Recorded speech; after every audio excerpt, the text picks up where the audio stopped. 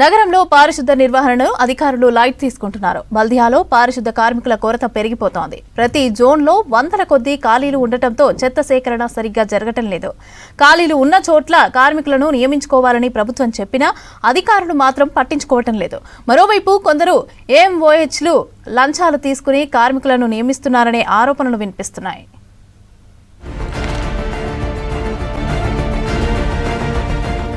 జీహెచ్ఎంసీలోని కొందరు అధికారుల నిర్లక్ష్యం నగరవాసులకు శాపంగా మారింది. నగరంలో స్వీపర్ల కొరత ఉండడంతో చెత్త క్లీనింగ్ సరిగా జరగడం లేదు. ఖాళీల భర్తీకి ప్రభుత్వం ఏడాది కిందట అనుమతి ఇచ్చినా ఇప్పటి వరకు సగం ఖాళీలను కూడా భర్తీ చేయలేదు. ఐఏఎస్ అధికారులు, జోనల్ కమిషనర్లుగా ఉన్న శేరిలింగంపల్లి, కుకుట్పల్లి జోన్లలోని పరిస్థితి మరీ దారుణంగా తయారైంది. కార్మికుల భర్తీ ప్రక్రియ నత్తనడకన సాగుతోంది. ఫలితంగా ఆయా జోన్లలో పారిశుద్ధ్య కార్యక్రమాలు గాడి తప్పాయి. ఇంత జరుగుతున్నా ఖాళీలను భర్తీ చేసేందుకు జెడ్పీలలో ఏర్పాటైన కమిటీల్లోని అధికారులు స్పందించడం లేదు.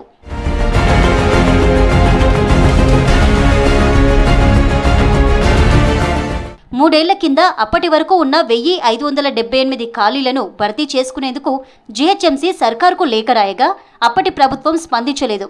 ఏడాది కిందట కాంగ్రెస్ ప్రభుత్వం ఖాళీగా ఉన్న కార్మికులను భర్తీ చేసుకోవాలని అనుమతినిచ్చింది.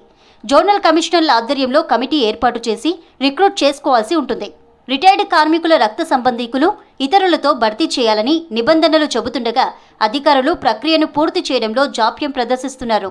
బల్దియా పరిధిలో మొత్తం 1578 మంది కార్మికులను భర్తీ చేసుకోవాల్సి ఉండగా గత ఏడాది నుంచి కేవలం 676 మందిని మాత్రమే రిక్రూట్ చేస్తున్నారు.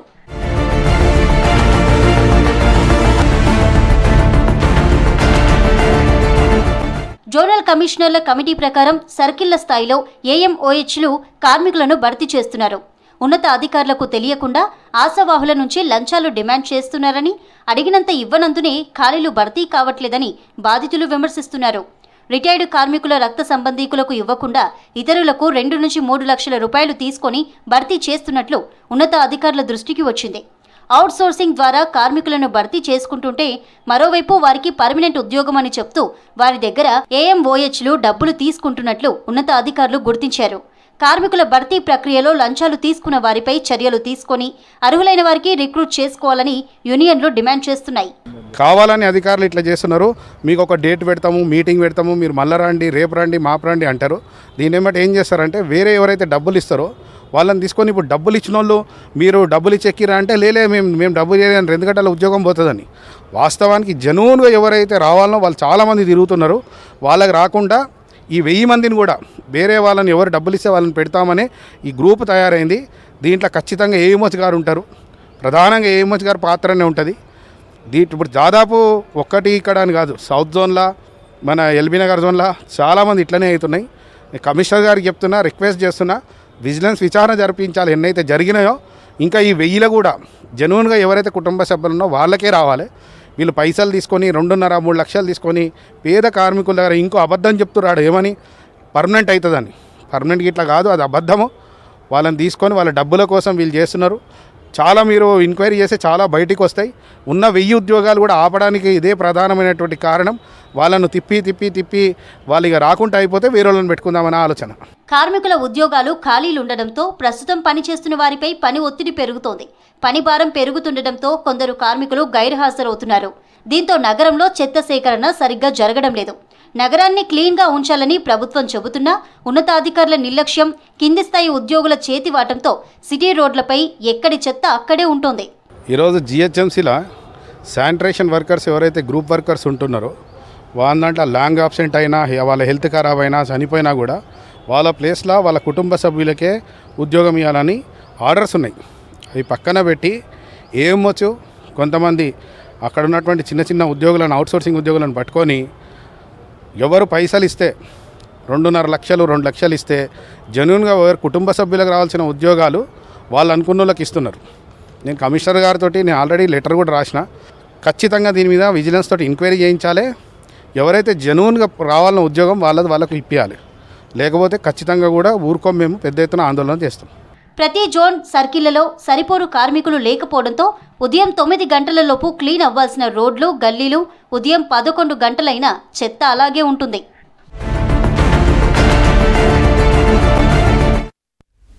హైదరాబాద్లోని కోకపేట భూముల ఆక్షన్ రికార్డు స్థాయిలో కొనసాగింది.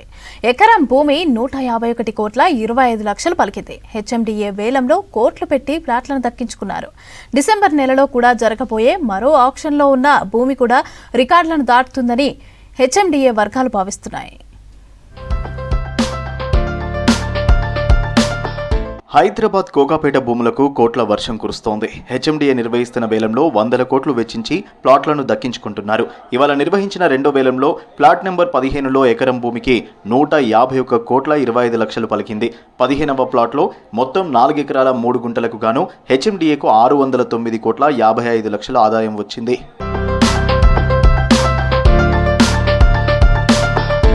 ఇటు ప్లాట్ నెంబర్ 16లో నిర్వహించిన వేలంలో హెచ్ఎండిఏకు భారీగా ఆదాయం వచ్చింది. ఇక్కడ ఎకరానికి 147 కోట్ల 75 లక్షలు పలికింది. మొత్తం 9 ఎకరాల 6 గుంటలకు గాను హెచ్ఎండిఏకు 743 కోట్ల ఆదాయం వచ్చింది.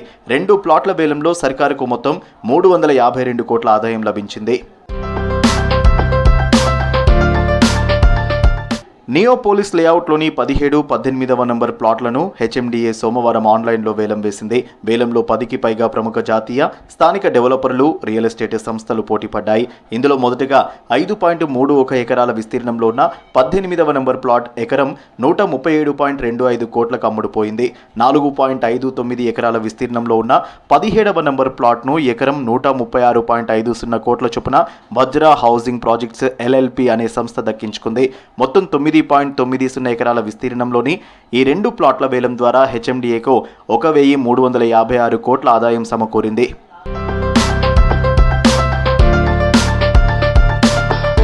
డిసెంబర్ 3న 19, 20 నెంబర్ ప్లాట్లను వేలం వేయనున్నారు. మరోసారి రికార్డు స్థాయిలో ఈ ప్లాట్లు అమ్ముడుపోవచ్చని హెచ్ఎండిఏ వర్గాలు చెబుతున్నాయి.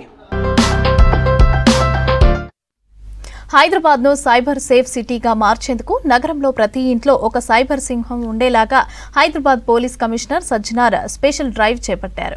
ఈ కార్యక్రమంలో సైబర్ నేరాల నియంత్రణతో పాటు ప్రజల్లో అవగాహనను పెంచేందుకు వాలంటీర్లను నియమించేందుకు సరికొత్త కార్యాచరణను ప్రారంభించారు.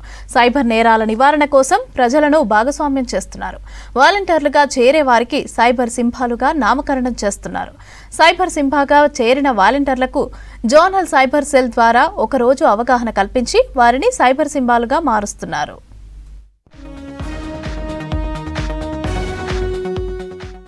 సైబర్ నేరాల నియంత్రణకు హైదరాబాద్ పోలీసులు స్పెషల్ డ్రైవ్ చేపట్టారు.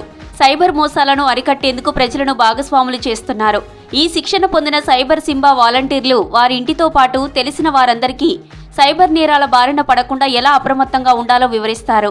హైదరాబాద్ సిటీలో 1,00,000 సైబర్ సింబా వాలంటీర్లను తయారు చేసేలా సిపి సజ్జనార్ పోలీసు అధికారులతో కలిసి ప్రజలను అప్రమత్తం చేసేందుకు ఎన్ని అవగాహన కార్యక్రమాలు నిర్వహిస్తున్నా, ప్రచారం చేస్తున్నా ఇంకా సైబర్ క్రిమినల్స్ మాయమాటలకు బోల్తా పడి ఆర్థికంగా నష్టపోతూనే ఉన్నారు.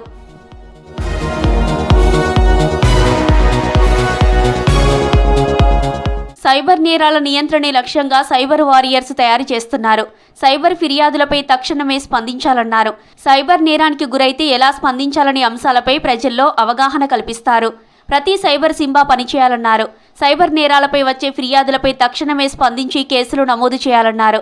బ్యాంకులో ఫ్రీజ్ కాబడిన నగదు బాధితులకు అందేలా కృషి చేయాలన్నారు.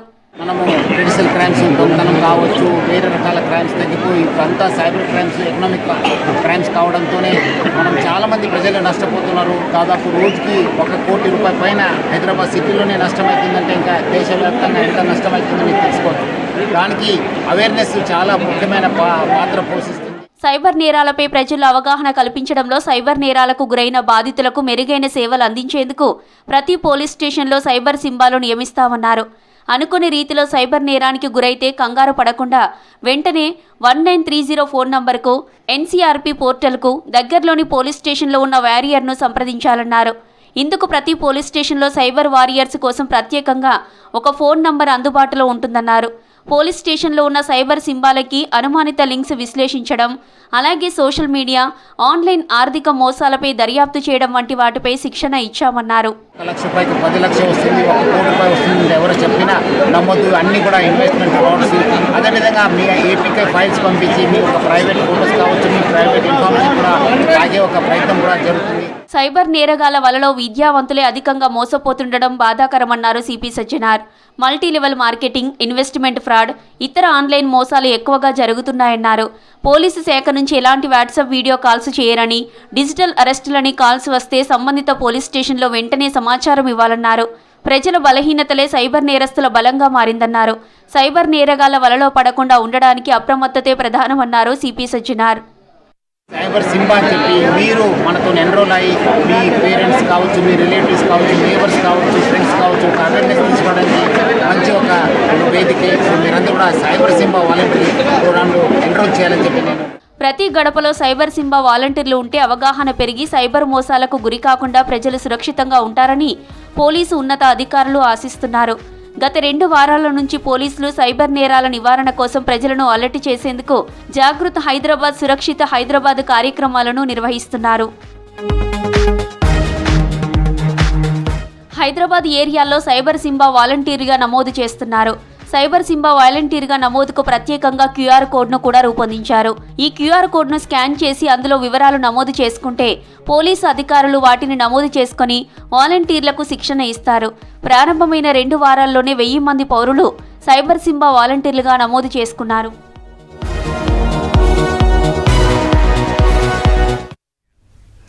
మహాత్మా జ్యోతిరావు పూలేపై సినిమా తీస్తున్నారు. హైదరాబాద్ ప్రసాద్ ల్యాబ్స్లో సినిమా ట్రైలర్ను పలువురు ప్రముఖులు లాంచ్ చేశారు.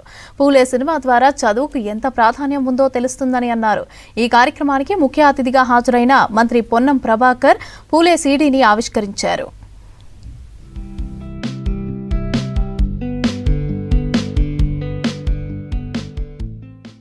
మహాత్మా జ్యోతిరావు పూలే 135వ వర్ధంతి సందర్భంగా ప్రసాద్ ల్యాబ్స్లో పూలే సినిమా ట్రైలర్ లాంచ్ చేశారు. ఈ కార్యక్రమానికి ముఖ్య అతిథిగా మంత్రి పొన్నం ప్రభాకర్ హాజరయ్యారు. పూలే సినిమా ట్రైలర్ను పలువురు ప్రముఖులు ఆవిష్కరించారు. సుపద క్రియేషన్స్ బ్యానర్పై పొన్నం రవిచంద్ర నిర్మిస్తున్నారు ఈ సినిమా. అనంత నారాయణ మహాదేవ్ సినిమాకు దర్శకత్వం వహిస్తున్నారు. పూలే సీడీని మంత్రి పొన్నం ప్రభాకర్ ఆవిష్కరించారు. ఆడపిల్లలకు చదువు చెప్పి నువ్వు విప్లవాన్ని తీసుకొస్తావా? నువ్వు నిజంగా విప్లవకారుడు అయితే దేశ స్వతంత్ర సంగ్రామంలో చేరి పోరాడు. ఆంగ్లేయులకి గులాంగిరి కేవలం 100 సంవత్సరాలు. మహాత్మా జ్యోతిరావు పూలే సినిమా ద్వారా చదువు ఎంత ప్రాధాన్యత అనేది తెలుస్తుందన్నారు మంత్రి పొన్నం ప్రభాకర్. సావిత్రిబాయి పూలే జయంతిని మహిళా ఉపాధ్యాయ దినోత్సవంగా జరుపుతున్నామన్నారు. అందరూ ఉన్నత శిఖరాలకు ఎదగాలంటే విద్య ఒక్కటే కారణమన్నారు పొన్నం. సినిమా క్షేత్రస్థాయిలో ప్రజల్లోకి తీసుకువెళ్లేలా సహకారం అందిస్తామన్నారు.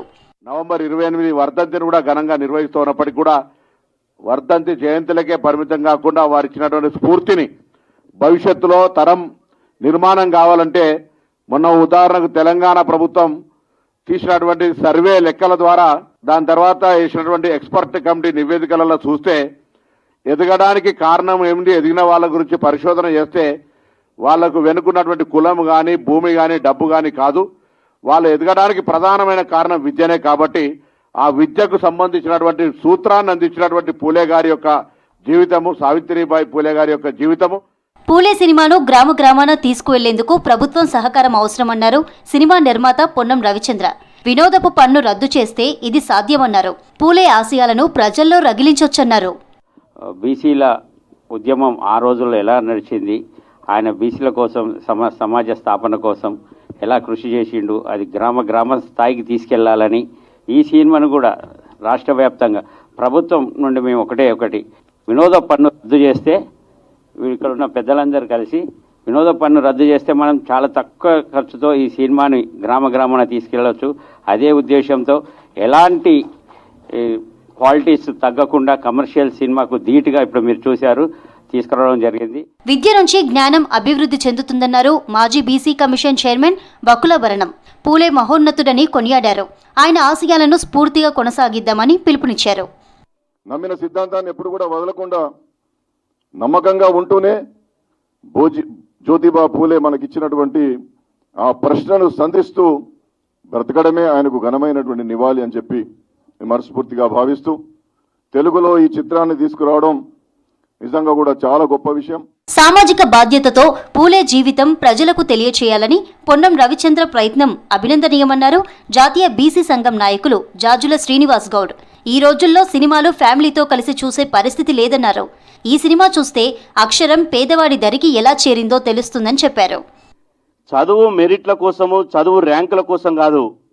చదువు కోట్లాది మంది జీవితాలను మార్చడానికి, మనిషి జ్ఞానవంతంగా తీర్చిదిద్దడానికి, మనిషిగా జీవించడానికి. మనం సాయంత్రం పోతాం, పండ్ల దుకాణం కాడికి పోయి చూస్తే కొనాలంటే ఒక్కడు కనపడాడు. ఆరోగ్యంగా తినాలనుకున్న పండ్ల దుకాణం దగ్గర ఒకడు కనపడాడు. కానీ అదే మద్యం షాపు దగ్గర మాత్రం విపరీతంగా కనపడుతుంది. కాబట్టి మంచి సినిమాను ఆదరించాలంటే కొంత మనం చైతన్యంగా కావాలి. మహాత్మా జ్యోతిరావు పూలే ఒక గొప్ప సామాజిక ఉద్యమకారుడన్నారు విమలక్క. ఈ సినిమాను ప్రతి స్కూల్లో ప్రదర్శించాలని కోరారు. ఇలాంటి సినిమాలు వస్తేనే ప్రజల్లో, పిల్లల్లో సామాజిక స్పృహను నేర్పిస్తుందన్నారు వెన్నెల గద్దర్. ఎంత పెద్ద సినిమాలు వచ్చినా తప్పనిసరిగా ఈ సినిమా మాత్రం హిట్ అవుతుందని చెప్పేసి నేను భావిస్తున్నాను. ఇది ప్రతి స్కూల్లోనూ కూడా ప్రదర్శింపజేసేలా ఉంటే కూడా ఇంకా బాగుంటుంది. ఎందుకంటే పిల్లలందరికీ పోవాలి ఇదంతా కూడా తప్పనిసరిగా. ఎందుకంటే ఇలాంటి సినిమాలు రావాలి. ఎస్సీలు, ఎస్టీలు, బీసీలు, పేదల మీద జరుగుతున్న టెక్నాలజికల్ దాడి, జరుగుతున్న సోషల్ మీడియా దాడిని అరికట్టాలంటే ఇలాంటి సినిమాలు పెద్ద ఎత్తున రావాలి. ఇలాంటి సినిమాలే సామాజిక స్పృహని ప్రజల్లో, పిల్లల్లో నేర్పుతుంది. మనలో ఉన్న ఆత్మను శుద్ధి చేసుకోవడానికి మహానీయుడి జ్ఞాపకాలున్నాయన్నారు పాసం యాదగిరి. సమాజాన్ని ఉద్ధరించే సినిమాలు ఇప్పుడు రావట్లేదన్నారు. హైదరాబాద్ లో సావిత్రిబాయి పూలే విగ్రహం పెట్టాలన్నారు పాసం యాదగిరి. మనం జ్యోతిరావు పూలే పేరు మీదనే టీచర్స్ డే చేయాలి. అట్లయితేనే మాకు నిజమైన నివాళి అవుతుంది. జ్యోతిరావు పూలే పేరు మీదనే టీచర్స్ డే చేద్దాము. లేదా ఆ రోజు జ్ఞానోద్దినోత్సవం చేద్దాం. పేర్లు చిరస్థాయిగా ఉండేటట్టు తెద్దాము. ఈ పిక్చర్ ఇస్ వర్త్ 1000 words అని మేము చెప్తుంటాం. ఒక ఫోటో, ఒక బొమ్మ 1000 పదాలకు సమానం. ఈ రోజు మనం చేయాల్సిన పని ఏంటంటే ఊరూర విగ్రహాలు పెడదాం, ఇటువంటి సినిమాలు తీద్దాం. ఉత్తగా తీసుకొని పోవడం కాదు. సినిమా ట్రైలర్ అద్భుతంగా ఉందని కొనియాడారు వక్తలు. ఇది సమాజం మెచ్చే సినిమాగా ఉంటుందన్నారు. పూలే చరిత్ర దేశమంతా తెలియాల్సిన అవసరం ఉందన్నారు.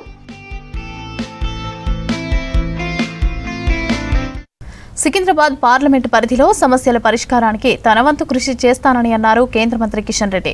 ముషీరాబాద్ నియోజకవర్గంలోని కవడిగూడ, కొత్త బజార్లో సీవరేజ్ పైప్ లైన్ పనులను ప్రారంభించారు. 63,50,000 నిధులతో సీవరేజ్ పైప్ లైన్ నిర్మిస్తున్నట్టు చెప్పారు. ఈ కార్యక్రమంలో కాంగ్రెస్ రాజ్యసభ సభ్యుడు అనిల్ కుమార్ యాదవ్, ముషీరాబాద్ ఎమ్మెల్యే ముఠా గోపాల్ పాల్గొన్నారు.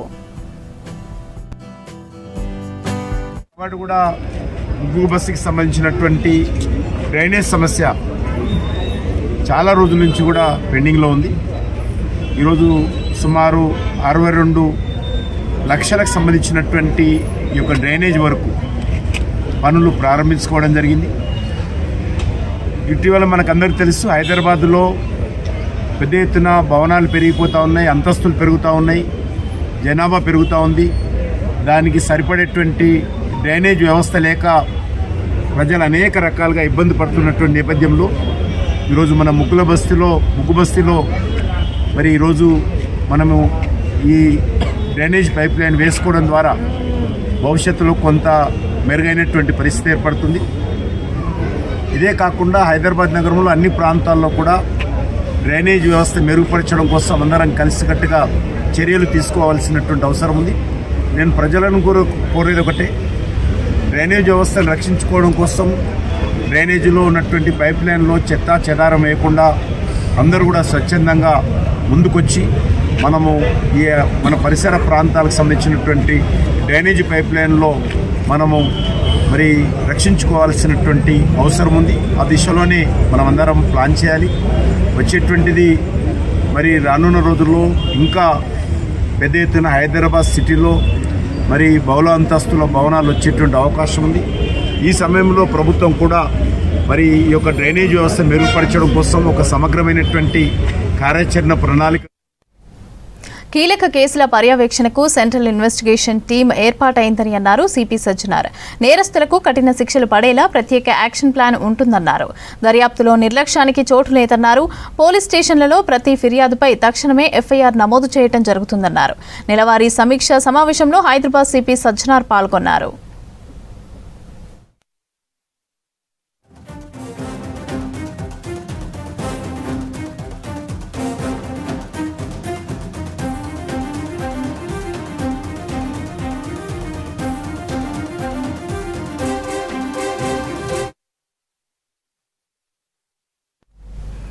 వర్షం ఎంత పడ్డా హైడ్రా ఉందనే భరోసా ఇచ్చామని అన్నారు Hydraa commissioner Ranganath. Hydraa monsoon emergency teams ను అభినందించి ఉత్తమంగా పనిచేసిన 30 మందికి అవార్డులు, శాల్వాలతో సన్మానించారు. వర్షాకాలంలో క్యాచ్ పిట్స్, కల్వర్టులు, నాలాల పూడిక తొలగింపు 24 గంటలు చేపట్టారని ప్రశంసించారు రంగనాథ్. ఇక మాన్సూన్ టీమ్స్ ఏర్పాటు చేసి 150 రోజులు పూర్తయిన సందర్భంగా టీమ్స్ ను అభినందించామని తెలిపారు హైడ్రా కమిషనర్ రంగనాథ్. అండ్ ఎంఈటీసీ అట్లానే డిఆర్ఎఫ్ వాళ్ళు అతర ఎస్ఎఫ్ అందరూ కూడా మరోసారి నేను అభినందిస్తున్నాను. ఈ మంచి పేరు అనేది మనం దీన్ని కంటిన్యూ చేస్తాం. హైడ్రా అనేది ఒక చాలా ప్రతిష్టాత్మక, మీరు చూస్తున్నారు ప్రతిరోజు ఏదో ఒక దీంట్లో వస్తూనే ఉంటుంది. సో ఎందుకంటే మనం చేసేది సామాన్యమైన ఉద్యోగం కాదు ఇది. మనం అంతా హైడ్రాలో చేస్తాం. ఇది ఒక పాతుకుపోయిన దాన్ని మనం మార్చాలనే దానికి ప్రభుత్వం ఒక మంచి సంకల్పంతో తీసుకొచ్చిన ఒక వ్యవస్థ. సో దీన్ని చేసే క్రమంలో చాలా ఒడిదుడుకులు ఉంటాయి, చాలా ఎదురీత ఎలా చూస్తుంది, అంత స్మూత్గా ఉండదు. అన్నింటినీ తట్టుకుంటూ ముందుకు వెళ్తాం. ఒక మంచి సమాజ నిర్మాణం కోసం మనం ఎంతవరకు చేయాలో అంతవరకు కూడా మన సాయశక్తిలా ప్రయోజనం చేద్దాం.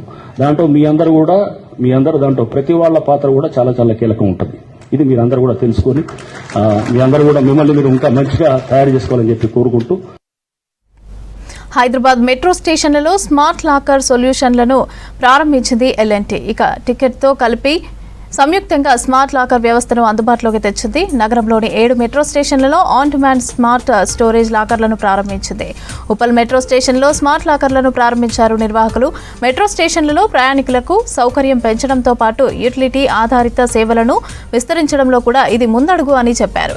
స్మార్ట్ లాకర్లలో హెల్మెట్లు, సామాన్లు, షాపింగ్ బ్యాగ్లు, బ్యాక్ ప్యాక్లు, అదేవిధంగా ఇతర వ్యక్తిగత వస్తువులను కూడా సురక్షితంగా భద్రపరచుకోవచ్చునని చెప్పారు.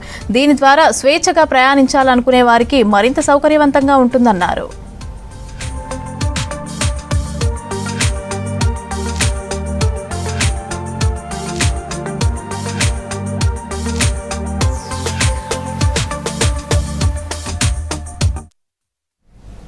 రేపటి నుంచి కేబీఆర్ పార్క్ దగ్గర నిర్మించిన మల్టీ లెవెల్ పార్కింగ్ అందుబాటులోకి రానుంది.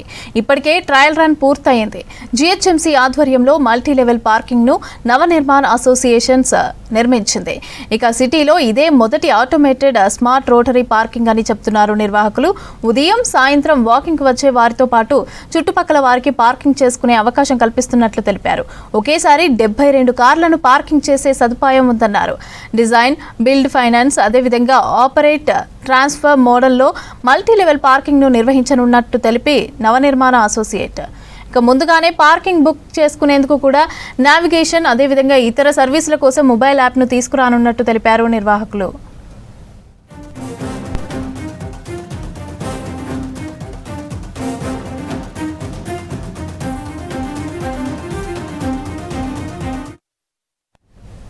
వచ్చే నెల 8, 9 తేదీల్లో తెలంగాణ రైజింగ్ గ్లోబల్ సమ్మిట్ నిర్వహిస్తోంది రేవంత్ సర్కార్. ఫ్యూచర్ సిటీలోని 100 ఎకరాల్లో ఏర్పాట్లు కొనసాగుతున్నాయి. 2 ఏళ్ల కాలంలో ప్రభుత్వం అమలు చేసిన సంక్షేమ పథకాలు, అభివృద్ధి పనులపై ఎగ్జిబిషన్ ఏర్పాటు చేస్తున్నారు. గ్లోబల్ సమ్మిట్ కు 50 దేశాల ప్రముఖులు హాజరవుతున్నారు. గ్లోబల్ సమ్మిట్ లో విజన్ 2047 డాక్యుమెంట్ రిలీజ్ చేయనున్నారు సీఎం రేవంత్ రెడ్డి. ఇక ఈ సమ్మిట్ లో ఏ అంశాలపై డిస్కస్ చేయనున్నారో మరిన్ని వివరాలకు IT special principal secretary Jayesh Ranjan తో Yadagiri face to face. December 8, 9 2 రోజుల పాటు కూడా హైదరాబాద్లో తెలంగాణ రైజింగ్ గ్లోబల్ సమ్మిట్ను ప్రభుత్వం నిర్వహించబోతుంది. మరి ఈ గ్లోబల్ సమ్మిట్లో ప్రభుత్వం ఏం చెప్పబోతుంది, ఎన్ని రోజులు నిర్వహిస్తున్నారు, దీనికి ప్రధాన ఎజెండా ఇందులో ఏముండబోతుంది అనేది తెలుసుకునేందుకు మనతో పాటు senior IAS officer Jayesh Ranjan గారు ఉన్నారు. ఆయన అడిగి మరిన్ని విషయాలు తెలుసుకుందాం. సార్ చెప్పండి, డిసెంబర్ 8, 9 ఈ 2 రోజుల పాటు కూడా గ్లోబల్ సమ్మిట్ నిర్వహిస్తున్నారు. సో దీని ప్రధాన ఎజెండా ఏముండబోతుంది ఇందులో? అంటే మన అందరికీ తెలుసు, డిసెంబర్ 9వ తేదీకి మన ప్రభుత్వానికి 2 సంవత్సరం పూర్తి అవుతాయి. సో గత సంవత్సరం కూడా సంవత్సరం కాలం పూర్తి అయ్యాక ఒక ప్రజా విజయోత్సవం అనే ఒక పేరుతో ఒక కార్యక్రమం ఏర్పాటు చేయడం జరిగింది. ఈ సంవత్సరం జరుగుతున్న కార్యక్రమంలో ఒక ప్రత్యేకత ఏముంది అంటే, గత ఒక 5-6 మాసాల నుంచి ప్రభుత్వ పరంగా మేము ఒక విజన్ డాక్యుమెంట్ తయారు చేస్తున్నాము. అంటే చాలామందికి అవగాహన ఉంటుంది, ముఖ్యమంత్రి గారు గత సంవత్సరం కాలం పూర్తి అయ్యాక తెలంగాణ రైజింగ్ అనే ఒక నినాదం ఇచ్చారు. తర్వాత ఆయన అనేక సందర్భంలో మన రాష్ట్రంలో ఎట్లాంటి అభివృద్ధి కార్యక్రమాలు జరుగుతాయి దాని గురించి కొన్ని విషయాలు చెప్పారు. సో మాకు ఏమనిపించింది అంటే, వాటన్నిటిని సమగ్రంగా చూస్తే, ప్లస్ కొంతమంది ఎక్స్పర్ట్స్ నుంచి కూడా కొంత అభిప్రాయం తీసుకుంటే ఒక మంచి ఒక విజన్ డాక్యుమెంట్ తయారు చేయగలము. సో 6 మాసాల క్రితం ముఖ్యమంత్రి గారు కూడా మనం ఇది ఖచ్చితంగా చేద్దాము అండ్ ప్రధాని గారు కూడా అప్పటికి భారతదేశం 2047 కల్లా ఒక వికసిత్ భారత్ అంటే అభివృద్ధి చెందిన దేశంగా భారతదేశం కూడా ఎదిగి ఉండాలి. సో ఆ నేపథ్యంలో మనము చేస్తున్నటువంటి ప్రణాళిక కూడా వికసిత్ భారత్ ప్రణాళికకి మంచి ఒక అనుబంధంగా ఉంటుంది. సో ఇక్కడ కూడా 2047 నాటికి అంటే తెలంగాణ రైజింగ్ ఏది వారు లాస్ట్ ఇయర్స్ నినాదం ఇచ్చారు, దాంట్లో 2047 జోడిస్తూ తెలంగాణ రైజింగ్ 2047 ఈ ఒక విజన్ రూపకల్పన గత ఒక 6 మాసాల నుంచి జరుగుతూ ఉంది. సో ఈ సంవత్సరం జరుగుతున్నటువంటి ప్రజా విజయోత్సవం కార్యక్రమం భాగంగా 8వ మరియు 9వ తేదీ మీరు అన్నట్టుగా ముఖ్యంగా విజన్ డాక్యుమెంట్ మీద కేంద్రీకరించిన కార్యక్రమం ఇది. విజన్ డాక్యుమెంట్ 9వ తేదీ చివరి సమయంలో ఆ కార్యక్రమం మన ఆ పుస్తకాన్ని ఆ డాక్యుమెంట్ని అందరి సమక్షంలో ముఖ్యమంత్రి గారు ఇతర అతిథులు విడుదల చేస్తారు. అంటే ఇప్పుడు 2 రోజుల పాటు నిర్వహిస్తున్నారు. సో పెద్ద ఎత్తున ఈ కార్యక్రమం నిర్వహిస్తుందని చెప్పేసి ఇప్పటికే ప్రభుత్వం చెప్తా ఉంది. సో ఈ 2 రోజుల పాటు నిర్వహించే ఈ కార్యక్రమాలకు ఎవరెవరు వస్తున్నారు సార్, ఎక్కడి నుంచి? సో సుమారు ఒక 2000 మందిని మేము ఆహ్వానించాము. సో ముఖ్యంగా ఏముంది అంటే మన విజన్ ప్రణాళిక ఎట్లయినా 9వ తేదీ అందరు చూడగలరు. బట్ మేము ఆ తయారీలో మేము ఉన్నాము కాబట్టి కొంతవరకు సంక్షిప్తంగా నేను చెప్పగలను. దాంట్లో 8 భాగాలు ఉన్నాయి. ముఖ్యంగా 3 భాగాలు మన రాష్ట్రంలో ఆర్థిక అభివృద్ధి ఏ రూపంలో జరుగుతుంది అంటే ముఖ్యమంత్రి గారు అనేక సందర్భంలో చెప్పి ఉన్నారు 2047కి భారతదేశం గురించి ప్రధాని గారు చెప్పారు 30 ట్రిలియన్ అంటే $30 ట్రిలియన్ ఎకానమీగా మన మొత్తం భారతదేశం ఆర్థిక వ్యవస్థ తయారవ్వాలి. సో ముఖ్యమంత్రి గారు టార్గెట్ ఎట్లా ఉంది అంటే దాంట్లో 10% తెలంగాణ భాగస్వామి రావాలి. ఇప్పుడు మనము 5% దాంట్లో మన కాంట్రిబ్యూషన్ ఉంది. 2047 నాటికి భారతదేశం అభివృద్ధి వేగం కంటే కూడా మన వేగం ఎక్కువగా ఉంటే 5% బదులు 10% దాంట్లో భాగస్వామి మనము అవుతాము. సో 3 చాప్టర్స్ విజన్లో ముఖ్యమైన 3 అంశాలు. $3 ట్రిలియన్ ఎకానమీగా మనం ఎట్లా చేరుతాము, దాంట్లో ఏ సెక్టర్స్ నుంచి మనకు ఎక్కువగా సహాయ సహకారం అందుతుంది, ఏ సెక్టర్లో ఇంకా అభివృద్ధి చేసే అవకాశం ఉంటుంది. సో ముఖ్యమంత్రి గారు ఈ విషయంలో చాలా స్పష్టంగా ఉన్నారు. వారు ఏమంటున్నారు అంటే రాష్ట్రాన్ని 3 భాగాలుగా చూడాలి. కోర్ అర్బన్, తర్వాత హైదరాబాద్ అంటే ఔటర్ రింగ్ రోడ్ లోపల ఉన్న వాటిని కోర్ అర్బన్ అంటారు. ప్రభుత్వం ఒక రీజనల్ రింగ్ రోడ్ ఏర్పాటు చేయబోతూ ఉంది. So regional ring road outer ring road మధ్యలో ఉన్న భాగాన్ని పెరి అర్బన్ అంటారు. అండ్ రీజనల్ రింగ్ రోడ్ అవతల భాగాన్ని మనము రూరల్ తెలంగాణగా చూడాలి. సో ఈ 3 ఖండాల్లో సమానంగా అభివృద్ధి చేయడానికి ఎట్లాంటి అవసరాలు ఉన్నాయి, ఎట్లాంటి అవకాశాలు ఉన్నాయి. ముఖ్యంగా రూరల్ ప్రాంతం నుంచి కూడా $3 ట్రిలియన్ ఎకానమీ ఎదగడలకి భాగస్వామి కావాల్సిందిగా ఉంటే అక్కడ ఇంకా ఇన్ఫ్రాస్ట్రక్చర్ పెంచాలి, స్కిల్స్ పెంచాలి, ఇన్స్టిట్యూషన్స్ ఇంకా రావాలి.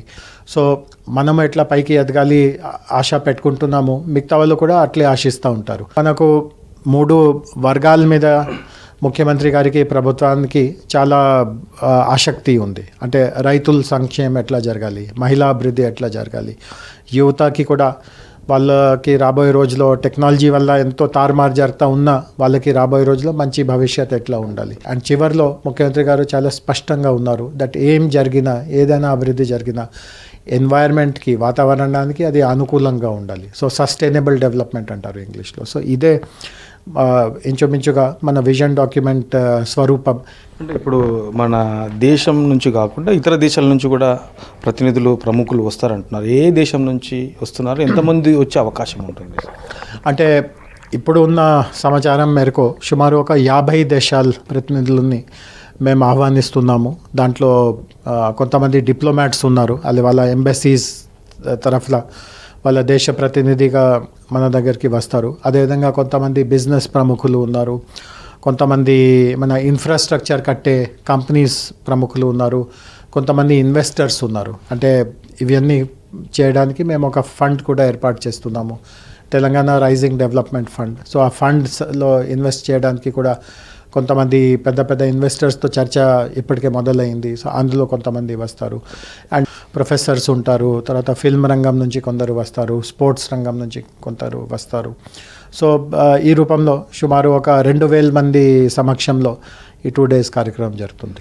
దాదాపు మీరు అన్నట్లు ఇండియా నుంచే కాకుండా ఇతర కంట్రీస్ నుంచి కూడా వస్తూ ఉన్నారు. తర్వాత దాదాపు 2,000 మంది అంటున్నారు. సో మరి వచ్చే వాళ్ళకందరికీ కూడా ఎట్లాంటి ఏర్పాట్లకు సంబంధించి కానీ సౌకర్యాలు కల్పించడం కానీ ప్రభుత్వం ఇప్పటి వరకు తీసుకున్న చర్యలు ఏంటి?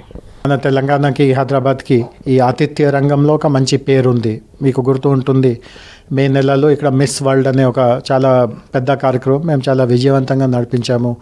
110 దేశాల నుంచి మన ప్రతినిధులు వచ్చారు. సో ఎవరికి ఏమాత్రం కూడా ఆతిథ్యంలో సమస్య లేకుండా చాలా సాఫీగా జరిగింది. సో అదే తరహాలో ఈసారి కూడా వచ్చిన వాళ్ళందరినీ, అంటే ఎయిర్పోర్ట్లో దిగినప్పటి నుంచి లాస్ట్లో వాళ్ళు వెనక్కి వెళ్ళే వరకు మొత్తం బాధ్యత ప్రభుత్వ పరంగా మనమే చూస్తూ ఉంటాము. లేదు సార్, అంటే మరి టైం దగ్గర పడుతుంది గ్లోబల్ సమ్మిట్కి.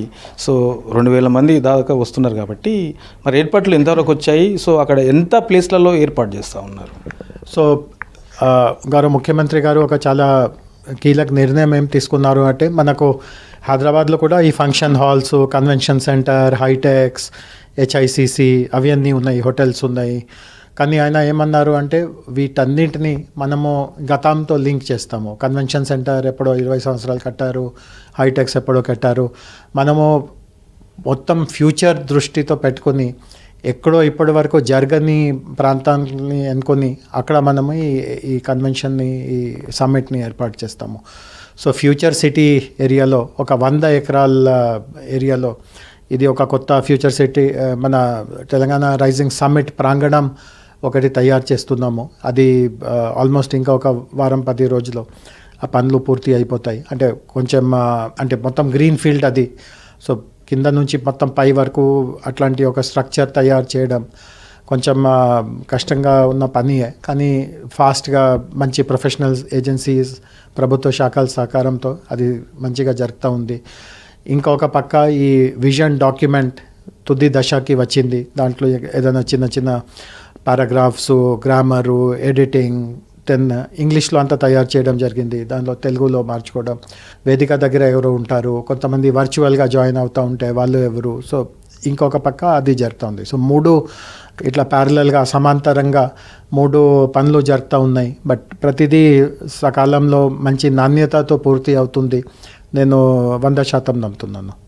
ఎట్లా సార్, అంటే భారత ప్రధాని కూడా వస్తున్నారా అనేది కూడా ఒక చర్చ జరుగుతూ ఉన్నది. సో ఇట్లాంటి దేశవ్యాప్తంగా ఉన్నటువంటి ప్రజాప్రతినిధులందరూ కూడా ఇన్విటేషన్స్ ఏమైనా అట్లా ఇస్తున్నారా, ప్లానింగ్? అంటే ముఖ్యమంత్రి గారు ప్రధాని గారిని ఆహ్వానించాలి, అట్లా ఒక నిర్ణయం తీసుకున్నారు. సో నా దగ్గర పూర్తి సమాచారం లేదు. బట్ కొన్ని రోజుల తర్వాత ముఖ్యమంత్రి గారు ఢిల్లీకి వెళ్ళి స్వయంగా వారిని, కొంతమంది కేంద్ర మంత్రివర్యుల్ని ఆహ్వానిస్తారు.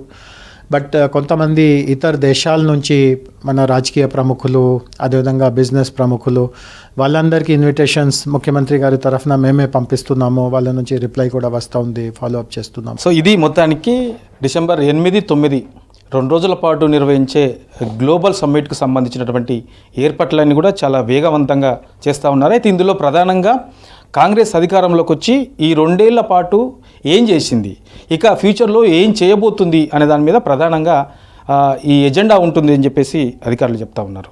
Camera person Prashanth, Yadagiri, V6 news, Hyderabad. Hyderabad Nehru zoological పార్క్లో రైనోసిరస్ ప్రీమా పుట్టినరోజును ఘనంగా నిర్వహించారు. ఈ కార్యక్రమంలో గుజరాత్ వంటారా జూ డైరెక్టర్ బ్రిజ్ కిషోర్ గుప్తా పాల్గొన్నారు. అతన్ని క్యూరేటర్ వసంత, జూ పార్క్ సిబ్బంది ఆత్మీయంగా ఆహ్వానించారు. పండ్లు, కూరగాయలతో ప్రత్యేకంగా తయారు చేసిన 5 కిలోల బరువున్న జంబో కేక్ను ప్రీమాకు వడ్డించారు. నెహ్రూ జువలాజికల్ పార్క్ హైదరాబాద్లో ప్రస్తుతం మొత్తం 5 ఒక కొమ్ముల భారతీయ రైనోసిరస్లు ఉన్నాయి.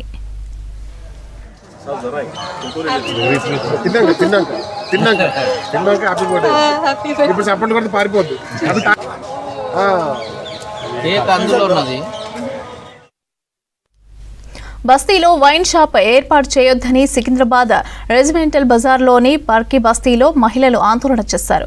గతంలో ఇక్కడ వైన్ షాప్ ఉండటంతో అనేక నేరాలు జరిగాయని, 2019లో ఓ వ్యక్తి హత్య కూడా జరిగిందని ఆగ్రహం వ్యక్తం చేస్తున్నారు. కొత్తగా ఏర్పాటు చేస్తున్న వైన్ షాప్తో మహిళలు, విద్యార్థులు ఇబ్బంది పడతారని నిరసన వ్యక్తం చేశారు. ఇక్కడ వైన్ షాప్ ఏర్పాటు చేయవద్దని ఎక్సైజ్ శాఖ పోలీసులకు, జీహెచ్ఎంసీ అధికారులకు ఫిర్యాదు చేసినట్లు తెలిపారు. కొంచెం ప్రాబ్లం అవుతుంది. ఆల్రెడీ 2019లో ఆల్రెడీ వైన్స్ ఉండే, మర్డర్స్ జరిగాయి, కొంచెం ప్రాబ్లమ్స్ ఫేస్ చేస్తాము. ఇప్పుడు మాకు రావడానికి పోవడానికి ఇదే ఏరియా అండి.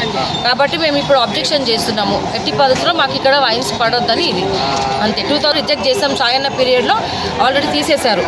మళ్ళీ ఇప్పుడు ఫ్రెష్గా మళ్ళీ స్టార్ట్ చేస్తున్నారు. కాబట్టి మేము అబ్జెక్షన్ చేస్తున్నామండి. ప్లీజ్ మాకు కోఆపరేట్ చేయాలని కోరుతున్నాం. తాగి ఇక్కడ ఒక మనిషిని మర్డర్ చేసినందుకు రన్నింగ్ వైన్ షాప్ని క్లోజ్ చేయించడం జరిగింది సాయన్న ఎమ్మెల్యే గారు ఉన్న పీరియడ్. ఆ తర్వాత నుండి మూసేసిండ్రు. అందరూ ఇక్కడ బస్తీవాసులు హ్యాపీగా ఉన్నారు. కానీ ఇప్పుడు కొత్త ప్రభుత్వం ఏంటంటే ఇక్కడ కొత్తగా మళ్ళీ ఒక వైన్ షాప్ వస్తుందని ఒక వినబడంగానే వీళ్ళందరూ కూడా కన్ఫర్మ్ చేసుకున్నారు. నిజంగానే ఇక్కడ వైన్ షాప్ వస్తుందని అందరూ కూడా ఆందోళన చెందడం జరిగింది. నా దగ్గర రావడం జరిగింది. ఎమ్మెల్యే గారి దృష్టికి తీసుకుపోవడం జరిగింది. ఒకటే అడుగుతున్నాను, ఆల్రెడీ ఉన్న వైన్ షాప్లకే పర్మిట్స్ ఇవ్వాలి, అంతేగాని కొత్త వైన్ షాపులు పెట్టడానికి స్పెషల్లీ ఇట్లా డొమెస్టిక్ బస్తీ వాసుల మధ్యలో, బస్తీల మధ్యలో ఇక్కడైతే అందరు డొమెస్టిక్ హౌసెస్ ఉన్న దగ్గర పెట్టడానికి అసలు ఫస్ట్ ఆఫ్ ఆల్ పర్మిషన్స్ ఇవ్వకూడదు. బీసీలకు 42% రిజర్వేషన్లు కల్పించకుండా కాంగ్రెస్ ప్రభుత్వం నమ్మించి మోసం చేసిందని అన్నారు జాతీయ బీసీ చైతన్య సమితి జాతీయ అధ్యక్షులు బీసీ రమణ. బీసీలను అన్ని పార్టీలు మోసం చేశాయని విమర్శించారు. హైదరాబాద్లోని సైదాబాద్లో జాతీయ బీసీ చైతన్య సమితి గ్రేటర్ హైదరాబాద్ నూతన కమిటీ ఎన్నిక కార్యక్రమంలో పాల్గొన్నారు. ఇక 42% రిజర్వేషన్లు ఇవ్వకుండా గ్రామ పంచాయతీ ఎన్నికలు నిర్వహించడం దారుణమని అన్నారు. బీసీలకు మొండి చెయ్యి చూపించిన రాష్ట్ర ప్రభుత్వానికి బీసీలు బుద్ధి చెప్పాలని అన్నారు. ఈరోజు తెలంగాణ రాష్ట్రానికి సంబంధించి గ్రేటర్ హైదరాబాదు కమిటీలు వేయడం జరిగింది.